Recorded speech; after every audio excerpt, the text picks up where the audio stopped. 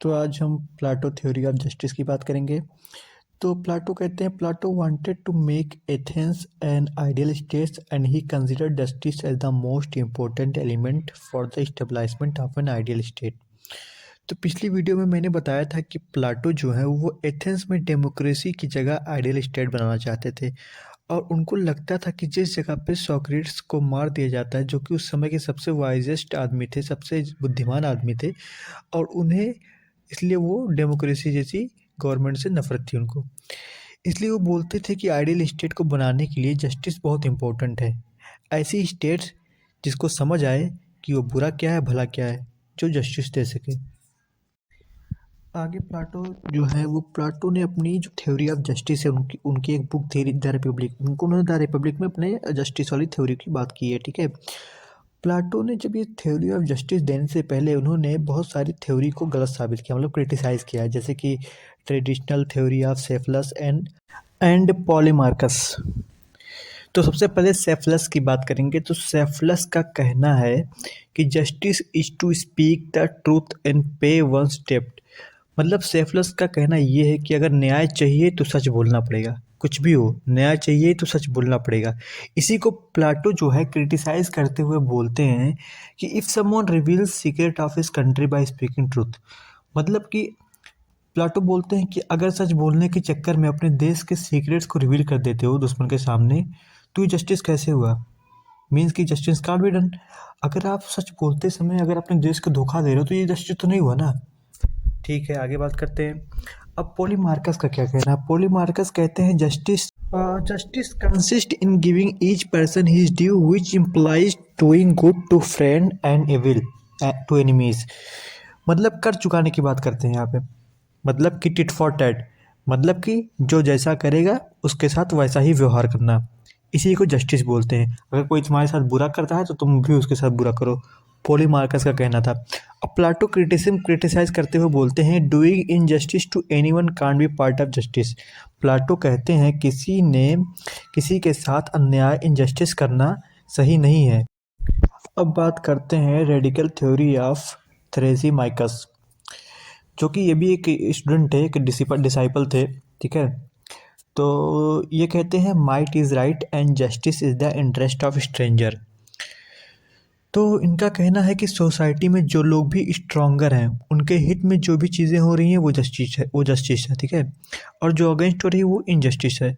जैसे कि government rule बनाती है अपने इंटरेस्ट को पूरा करने के लिए, अपने फ़ायदे के लिए, तो ये जस्टिस है। अब प्लाटो जो इसको क्रिटिसाइज़ करते हुए बोलते हैं कि the true function of physician is to cure the patient not to make money. ठीक है, प्लाटो का क्रिटिसाइज करते हुए कहते हैं कि अब एक फिजिशियन का काम होता है कि अपने मरीज़ का इलाज करना, ना कि उससे पैसे ऐंठना। ठीक है, जैसे गवर्नमेंट का काम होता है लोगों की भलाई करना। Simple as that. Plato describes two form of justice. एक होता है जस्टिस एट इंडिविजुअल लेवल, एक होता है justice eight social level. Plato का मानना था कि अगर जस्टिस इंडिविजुअल लेवल पे स्टेबलाइज कर दिया गया तो सोशल लेवल पे अपने आप हो जाएगा। जैसे कि उनका मानना था कि हर इंसान के अंदर, हर सोल के अंदर 3 एलिमेंट होता है। एक होता है रीज़न, एक होता है करेज, एक होता है एपेटाइट। ठीक है, हर आत्मा को बराबर चीज़ें नहीं होती। किसी में रीज़न ज़्यादा होता है, किसी में करेज ज़्यादा होता है, किसी में भूख ज़्यादा होता है। ठीक है, रीज़न का मतलब कि जब हम किसी से क्वेश्चन करते हैं या कुछ गलत हो रहा होता है या कुछ सही हो रहा होता है तो उससे क्वेश्चन करना, या अपने आप से क्वेश्चन करना, या गवर्नमेंट से क्वेश्चन करना। करेज का मतलब कि जब हमें दबाया जाता है, हमारे सप्रेस किया जाता है, तो उसमें करेज दिखाना, हिम्मत दिखाना, आवाज़ दिखाना, किसी की आवाज़ बनना। एपेटाइट मतलब कि जैसे कि जब ये एलिमेंट, मतलब कि किसी के अंदर भूख होना, जैसे धन कमाने की, दौलत कमाने की, शोहरत कमाने की भूख होना। ठीक है, तो जो जिसके अंदर रीज़न ज़्यादा होता है उसे मैन ऑफ गोल्ड कहा जाता है। ठीक है, रूलर जो कि लॉ बनाता है, जो लॉज बनाता है। ठीक है, जो जिसके अंदर करेज ज़्यादा होता है उसे मैन ऑफ सिल्वर कहा जाता है, जैसे कि सोल्जर जो कि सिक्योरिटी देता है कंट्रीज़ को। और एपेटाइट मैन ऑफ कॉपर कहा जाता है, उसे प्रोड्यूसर कहा जाता है, वो डू टास्क ऑफ प्रोडक्शन। ठीक है, उसे मैन ऑफ कॉपर कहा जाता है। प्लाटो कहते हैं कि इंडिविजुअल लेवल पर जस्टिस स्टेबलाइज करने के लिए ज़रूरी है कि हमें पता चल जाए कि इंडिविजुअल के अंदर, उसके अंदर कौन सा एलिमेंट ज़्यादा है। ठीक है, किसी के अंदर तीनों में से कौन सा एलिमेंट डोमिनेंट है। उसी के अकॉर्डिंग अपना प्रोफेशन चूज़ कर लो। अगर रीज़न का एलिमेंट ज़्यादा है तो रूलर बन जाओ, ठीक है, लॉज़ बनाओ। अगर करेज का एलिमेंट ज़्यादा है तो सोल्जर बन जाओ, सिक्योरिटी दो कंट्री को। अगर एपेटाइट का एलिमेंट ज़्यादा है यानी भूख का एलिमेंट ज़्यादा है तो प्रोड्यूसर बन जाओ, ठीक है। तो ये जस्टिस एट इंडिविजुअल लेवल पे था। अब जस्टिस एट सोशल लेवल की बात करेंगे, ठीक है। Justice would stabilise at social level when, देखो तो सबसे पहले जो है जो प्लाटो कहते हैं कि अगर इंडिविजुअल लेवल पर जस्टिस स्टेबलाइज हो गया तो सोशल लेवल पे अपने आप हो जाएगा। जब इंडिविजुअल ने डिसाइड कर लिया कि उनके अंदर कौन सा एलिमेंट ज़्यादा है तो पूरी सोसाइटी 3 क्लास में डिवाइड हो जाएगी। एक रूरल क्लास, एक सोल्जर क्लास, एक प्रोड्यूसर क्लास यानी ट्रेड क्लास, ठीक है। तो every class will perform function according to dominant spiritual qualities their soul.